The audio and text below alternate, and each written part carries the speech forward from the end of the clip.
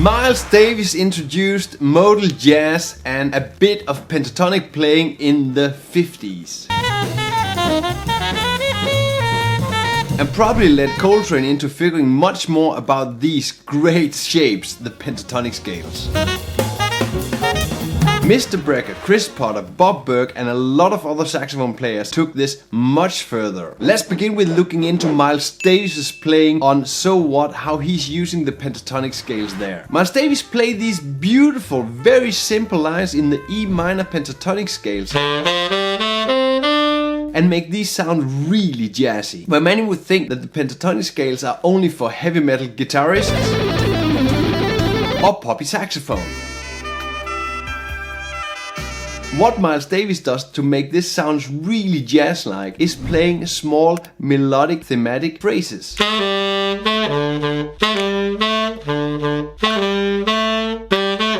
He's not playing hip pentatonic licks, playing up the full pentatonic scale. When you're using more of the pentatonic scale, you can end up sound really poppy. You can practice this jazzy sound by only playing 3 to 4 notes of the pentatonic scale and repeating these small themes. I would start by borrowing some super nice lines of Miles Davis. Solo ideas: play only 3 to 4 notes of the pentatonic scale, repeat your idea, keep it in a 4-bar form.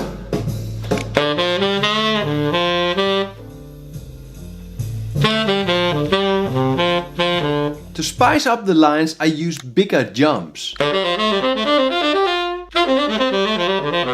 By playing this exercise in the pentatonic scale, you easily get used to this sound of the pentatonic jumps. All the licks and exercises of this lesson and much more is written in all 12 keys in the full lesson transcription on my Patreon in the first tier.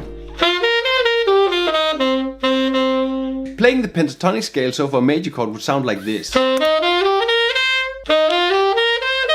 I'm using the D minor pentatonic scale, which is basically the same as the F major pentatonic scale. But again, don't sound corny. Stay away from the root. You can't touch this. What I mean is, you should use the root, but don't hammer it down like this is the only note on the chord. Use it as a passing tone. Focus on the nice extensions you have in the pentatonic scale, the 9th and the 13th.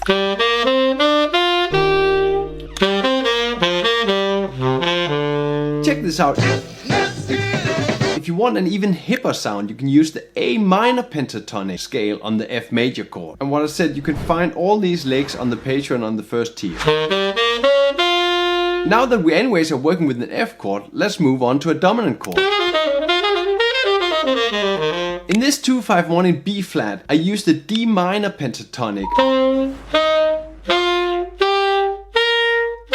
on the F7 chord. The D minor pentatonic scale gives this open sound because of the natural intervals